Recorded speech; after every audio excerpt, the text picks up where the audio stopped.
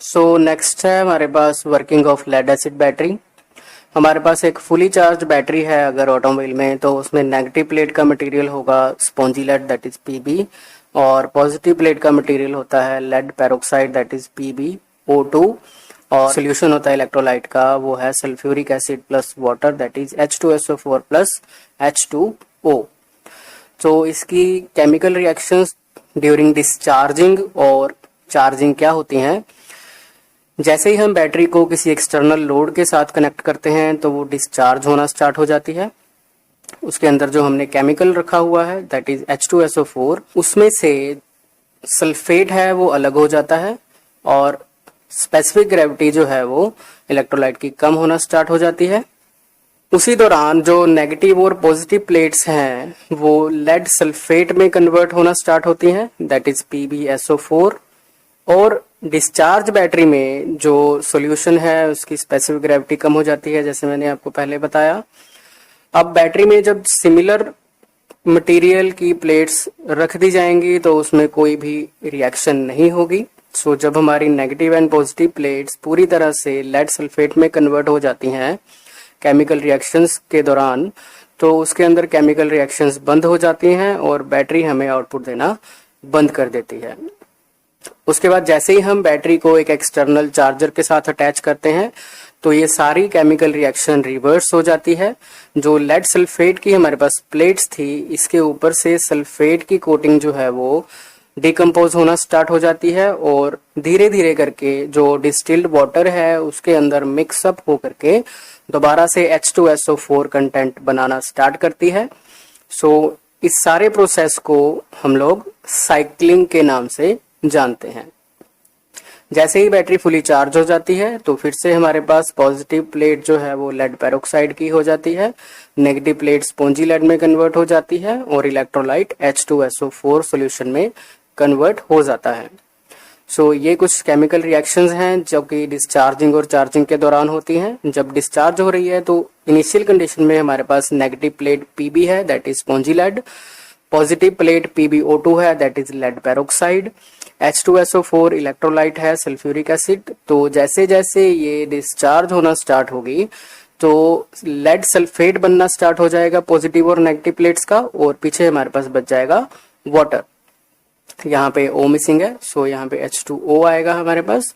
और इसी रिएक्शन को अगर हम रिवर्स में देखेंगे तो हमारे पास चार्जिंग की रिएक्शन बन जाएगी दैट इज PbSO4 और PbSO4 है, मतलब लेड सल्फेट की दो प्लेट्स हैं और वाटर है। इसको जब हम एक्सटर्नल चार्जर से कनेक्ट करेंगे तो ये जो सल्फेट है लेड के ऊपर वो डिकम्पोज होगा और हमारे पास पॉजिटिव प्लेट बन जाएगी, नेगेटिव प्लेट बन जाएगी, और H2SO4 सॉल्यूशन दोबारा से जनरेट हो जाएगा बैटरी के अंदर।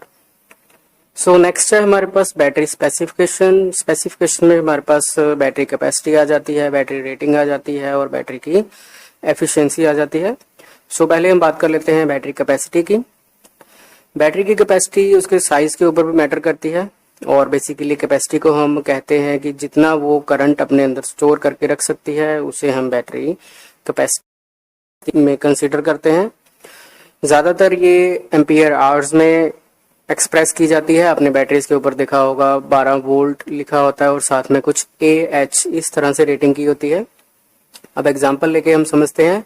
मान लीजिए हमारे पास 12 वोल्ट की बैटरी है और उसके ऊपर 50 एम्पियर आवर की कैपेसिटी रेटिंग लिखी गई है।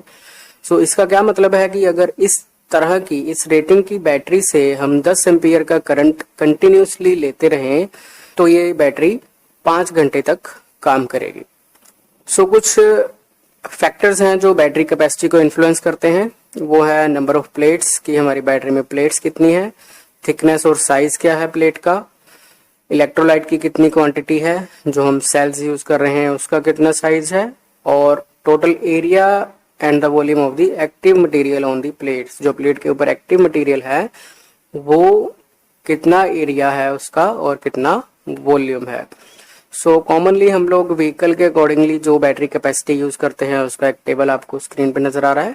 इसमें हम 2 व्हीलर की बात करें तो 1 to 5 एम्पियर्स की बैटरी कैपेसिटी रखते हैं हम। 3 व्हीलर के लिए 10 to 20 एम्पियर आवर की बैटरी यूज करते हैं। 1000 सीसी का इंजन है अगर तो हम 30 to 40 एम्पियर आवर्स की बैटरी यूज करते हैं। और मीडियम कार्स जिसमें 15 टू 2000 सीसी की इंजन आ जाते हैं उसमें हम 40 टू 70 एम्पियर आवर की बैटरीज का इस्तेमाल करते हैं। ट्रक्स या हैवी कमर्शियल व्हीकल्स में 100 टू 250 एम्पियर आवर की बैटरी कैपेसिटी यूज़ करते हैं। और उसके बाद 300 टू 400 bhp के जो इंजन्स हैं उसके लिए हम 70 टू 75 एम्पियर आवर्स की कैपेसिटी की बैटरी का इस्तेमाल करते हैं। अब बैटरी रेटिंग की बात करें कि बैटरीज को किस तरह से रेटिंग की जाती है, उसके लिए हमारे पास कॉमन सी जो रेटिंग्स होती हैं वो है 20 hour rating, 10 hour rating, 4 hour rating, short time rating, 25 ampere rating, cold rating, reverse capacity rating and watt rating. So इसमें हम सबसे पहले देख लेते हैं 20 आवर रेटिंग क्या चीज़ है।